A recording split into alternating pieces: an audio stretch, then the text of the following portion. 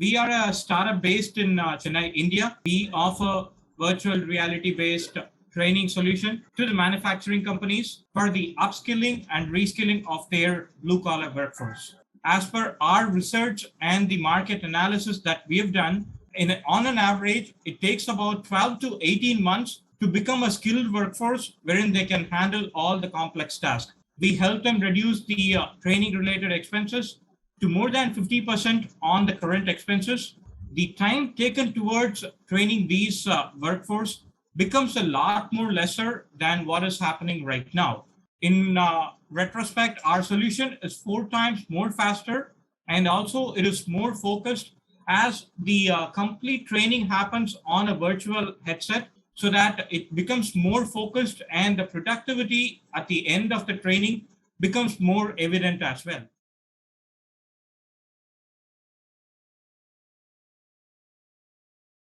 We are a startup based in Chennai right now, Chennai, India, and we offer virtual reality based training solution to the manufacturing companies for the upskilling and reskilling of their blue collar workforce. Our vision is to enable and augment the skill set of each and everyone across the globe as per their domain expertise.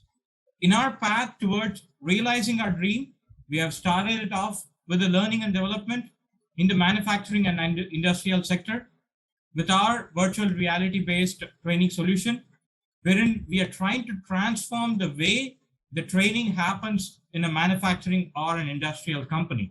Traditionally, the manufacturing and the industrial companies, they spend a huge sum of amount towards the training of their blue collar workforce and the entire workforce in the shop floor in general.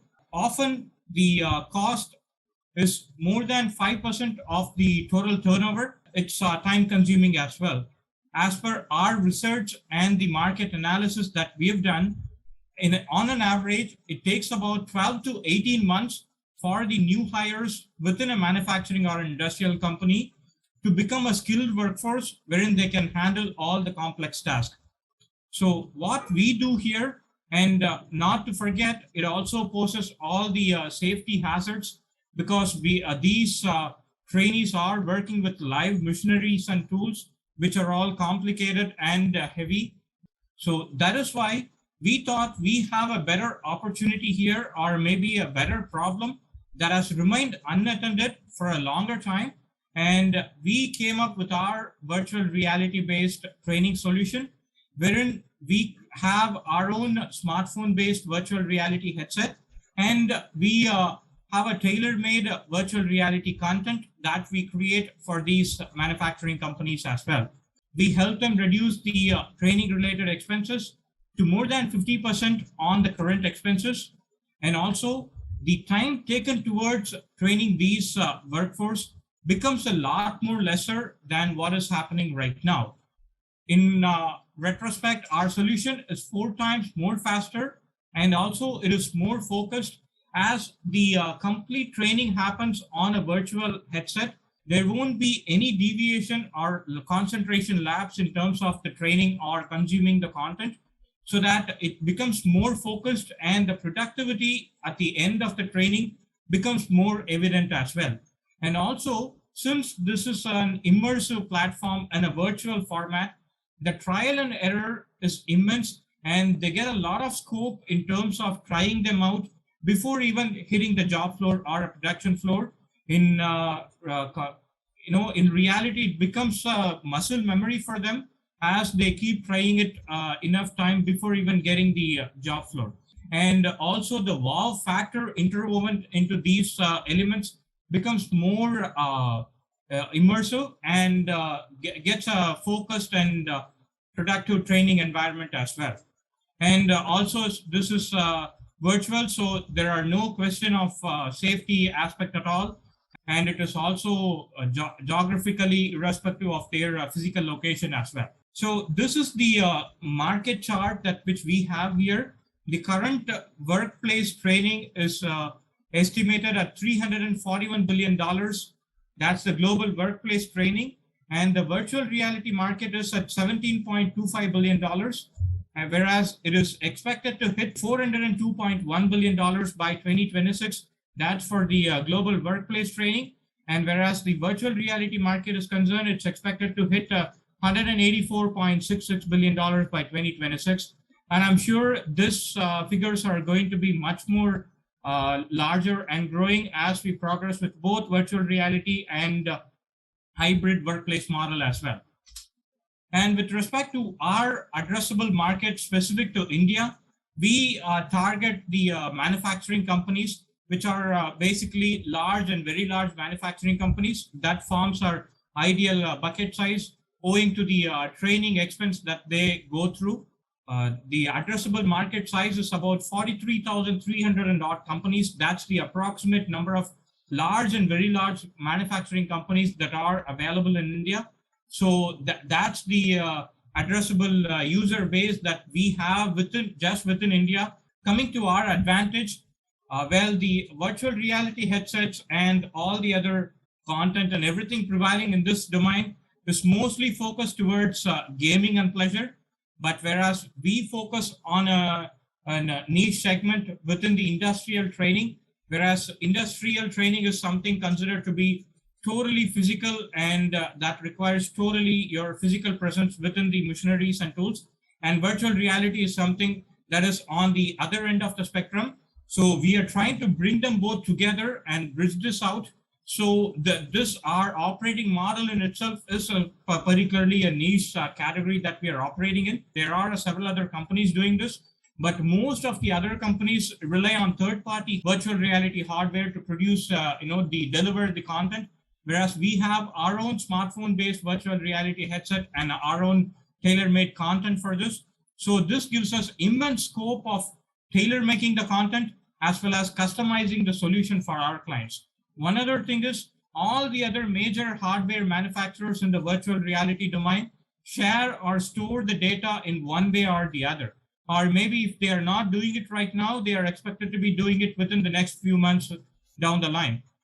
So what we propose is we don't store or share any of the user data until and otherwise required by the client, wherein we don't have to store them necessarily. But if at all there is a situation wherein the client requires us to, we will do it, but we are not doing that inherently. And also our virtual reality headsets can be used with the glasses on, because as you could see, I myself a man who wear glasses, and that's the case with most of the other people as well. And we can't ask them to remove the glasses and use the virtual reality headsets while they are being trained on, because that's obviously going to create visual discomfort, and also the focus may not be properly aligned. So our headsets can be used with the glasses on. This avoids the users from experiencing motion sickness even after prolonged usage of the device. Yeah, so this is a basic model of our device. This is how it would look like. And with respect to the business model, we currently provide them as a package, as a complete solution, wherein we charge for both the headsets as well as the content together. And with our solution, our clients will be able to get 20 units along with the solution, and anything on top of the 20 unit will be charged about $35 to $40. That's approximately about 3,000 rupees and odd with respect to the Indian currency. And as we progress further, any kind of content updation or any kind of training module changes, anything that needs to be done from the client's end will have to go through a new update.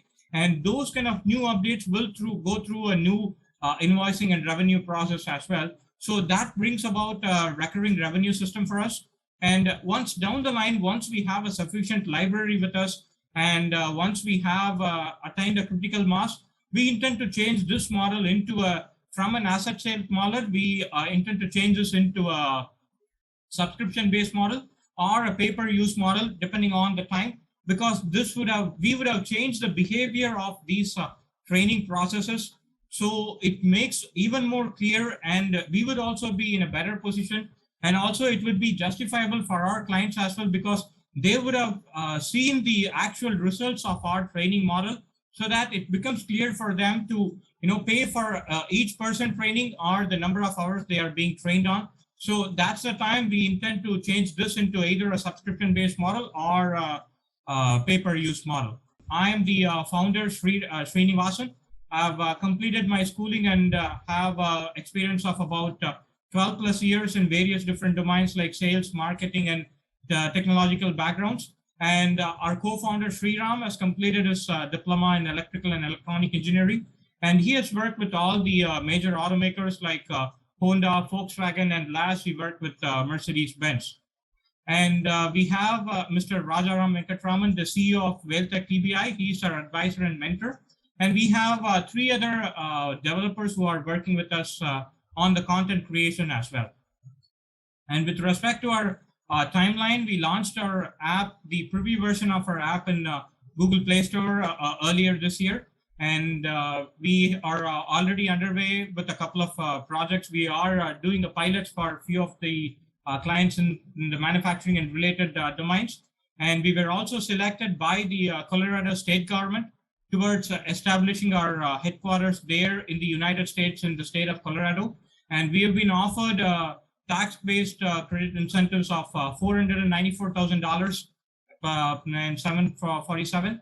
And we are soon going to be launching our startup and establishing our headquarters in Colorado soon. Probably once the COVID restrictions are down, we will be establishing our base there.